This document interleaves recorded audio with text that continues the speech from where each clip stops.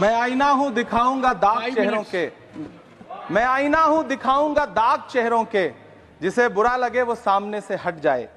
सभापति महोदय, दुनिया के सबसे बड़े लोकतंत्र का महापर्व चुनाव गुजर चुका है।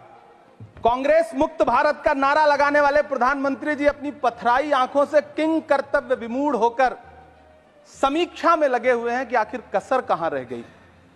सभापति महोदय, सारे प्रहसन किए गए, भाषाई मर्यादा को तार तार किया गया, एक पूरी कौम को घुसपैठिया पुकारा गया, मछली, मंगल सूत्र, भैंस से होते हुए मुजरा जैसे शब्दों से भाषणों को सजाया गया, चुने हुए मुख्यमंत्रियों को जेल भेजा गया, महाराष्ट्र में राजनीतिक दलों को तोड़ा गया, उनके सिंबल छीने गए, चाहे वो शिवसेना हो, चाहे वो एनसीपी हो, विपक्ष के सबसे बड़े दल के बैंक अकाउंट को फ्रीज किया गया।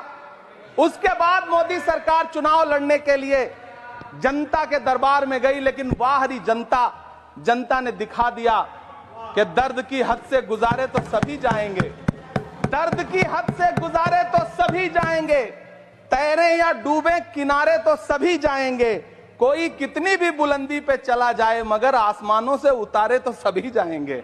जनता ने दिखा दिया इस देश की। मैं महामहिम राष्ट्रपति महोदया के भाषण पर चर्चा करने के लिए, अभिभाषण पर चर्चा करने के लिए यहां खड़ा हुआ।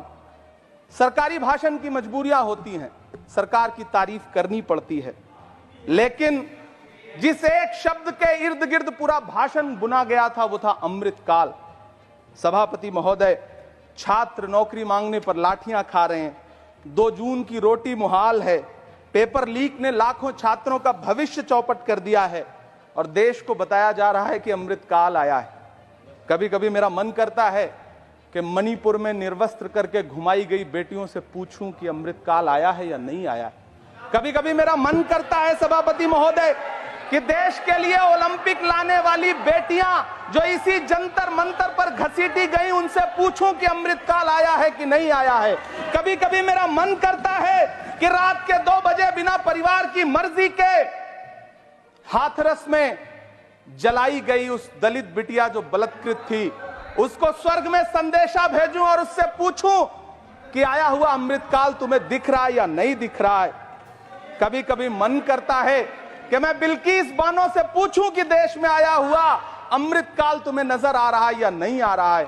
सभापति महोदय, कभी कभी मन करता है कि भीड़ के जरिए लिंच करके मारे गए पहलू खान की 85 साल की दोनों आंखों की अंधी मां से पूछूं कि देश में आया अमृतकाल तुम्हें दिख रहा है या नहीं दिख रहा है। कभी कभी मन करता है कि ईद के कपड़े खरीद कर लौट रहे 17 साल के हाफिज जुनैद से पूछूं, जिसे बल्लभगढ़ में ट्रेन में लिंच करके मार दिया गया, कि अमृतकाल आया है या नहीं आया है।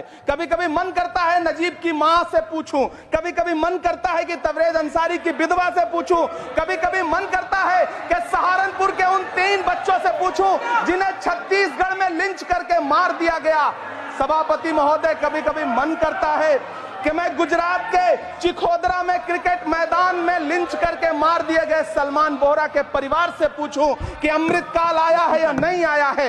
कभी कभी मन करता है कि मैं अलीगढ़ के औरंगजेब उर्फ फरीद से पूछूं, जिसे लिंच करके मार दिया गया और बाद में उसी मृतक के ऊपर डकैती का मुकदमा कायम किया गया। सभापति महोदय, यह कैसा अमृतकाल है जिसके अभिभाषण में स्वास्थ्य पर सिर्फ आधे मिनट पर चर्चा हुई।